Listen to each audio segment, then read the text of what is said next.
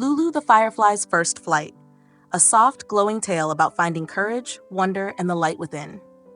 In the heart of a peaceful meadow, hidden behind tall blades of swaying grass and beneath the soft hush of moonlight, lived a tiny firefly named Lulu. Lulu was the youngest in her family. She had round, twinkling eyes, the softest little wings, and a fuzzy golden glow beneath her shell that had never quite turned on. Yet, all around her, every night when the sky turned velvet blue, the other fireflies would rise from the leaves and grasses, blinking and beaming, twirling like sparks in the evening sky. They made patterns in the air, slow swirls and dancing loops, soft pulses that painted the meadow in light. It was beautiful. But Lulu had never flown before, and she had never glowed, not once. She'd peek out from under her leaf, watching the others light up the night, and a tiny flutter would beat inside her chest, a mixture of awe and worry. "What if I can't glow?" she whispered one night to the breeze. "What if I fly crooked?" she wondered on another. Each evening her glow spot stayed dim and her wings trembled just a little too much. Her big brother Kip tried to reassure her. "It just takes time, Lulu," he said with a smile. "Your light will shine when it's ready." Mama Firefly kissed the top of her head. "The first glow is always the gentlest. You don't need to be bright, you only need to be you." But Lulu still felt unsure. One night, after the older fireflies had drifted into the sky, Lulu stayed nestled under a dew-covered petal. The meadow around her was quiet, with only the soft hum of night sounds. Then she heard a faint voice. "Why so quiet, little light?" Lulu looked up. Perched gently on a curled blade of grass was a moth. Soft and silvery, with wings like moon-dusted velvet. Her antennae wiggled kindly, and her eyes glowed faintly like lanterns in fog. "I'm Lulu," whispered the firefly. I haven't flown yet, and I don't know how to glow." The moth fluttered down beside her. "I'm Mira," she said gently. "Would you like to take a walk with me?" So the two of them walked, Lulu's tiny feet pattering softly beside Mira's fluttery steps. The meadow was quiet and glowing faintly under the stars. They came upon a spider sitting in the center of a silver web stretched between two flower stems. The web shimmered with droplets. "Evening," the spider greeted, her 8 legs moving gracefully. "This is Lulu," Mira said. "She's looking for her glow." The spider nodded thoughtfully. "The best webs take time," she said. "One strand at a time, one shimmer at a time, just like your light." Lulu tilted her head. "But I'm so small."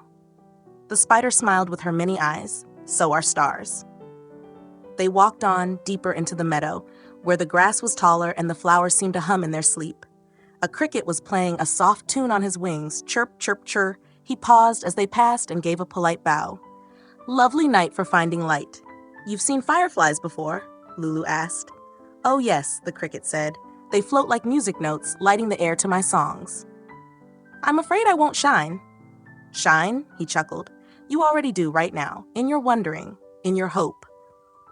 Lulu looked at the tips of her toes. "I don't feel glowing." "Feeling comes first," the cricket said. "The glow follows." Mira and Lulu wandered on, their path now softly lit by the moon. They reached the edge of the stream, where the water whispered as it flowed. There on a lily pad sat a dragonfly, wings folded like glass. "First flight?" the dragonfly guessed, with a knowing look. Lulu nodded. "I fell into the water on mine," he said with a grin. "Right into a lily." "You did?" "Oh yes, made a grand splash, but the wind dried my wings, and I tried again. That's what matters." Lulu blinked. "What if I fall?" The dragonfly pointed his nose to the stars. "Even if you fall, the stars are still watching." They sat by the stream for a while, listening to the water trickle, the leaves rustle, and the hush of night humming its gentle lullaby. Then, quietly, Mira spoke. "Would you like to try your wings?" Lulu looked up at the sky. It wasn't frightening like she'd imagined. It looked soft, like deep velvet sprinkled with sleepy starlight. She took a breath, deep and calm. "I think I do."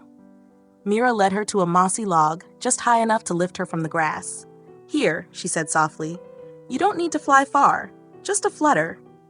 Lulu stood on the edge, her tiny legs wobbling. Her wings buzzed, quietly at first, then a little louder, like the tremble of a lullaby. And then she jumped, just a little, a small hop into the air. Her wings fluttered, whirring and wobbling, and for a few seconds she hovered. Then gently, gently, she landed on a dandelion puff. She blinked. "I did it?" Mira clapped her soft wings. "You did." The night seemed to lean closer, as if the stars themselves were waiting. Then, a tiny warmth bloomed at the tip of Lulu's tail. Not bright, not bold, just a soft flicker. A golden glow, gentle and true. Lulu gasped. Mira smiled. There it is. My light. Your heart, Mira corrected. Your hope. Turned inside out. Lulu looked at the sky. Her family was still there, swirling in sleepy spirals, blinking peacefully in the night.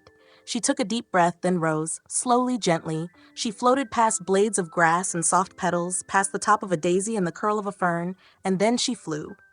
Up above the meadow, she joined the quiet dance of fireflies. Her light blinked, soft and steady, like a lullaby in the sky. Kip saw her and beamed. Lulu, she twirled beside him. I did it. You shine beautifully. I'm not the brightest. No, he said kindly, but you're the calmest. And indeed, her light moved like a hush through the night, like a sigh, like a song meant just for sleeping things. Below, the spider rested on her glimmering web. The cricket played a new melody. The dragonfly watched from the lily pad, wings folded in pride. Mira returned to her perch on the grass, her velvet wings still. Lulu floated gently in circles, then drifted down to rest on a moon-kissed clover. Her light blinked once, twice, then dimmed softly as her tiny eyes closed, and in that hush, with stars twinkling above and whispers of wings all around, the meadow sang her to sleep.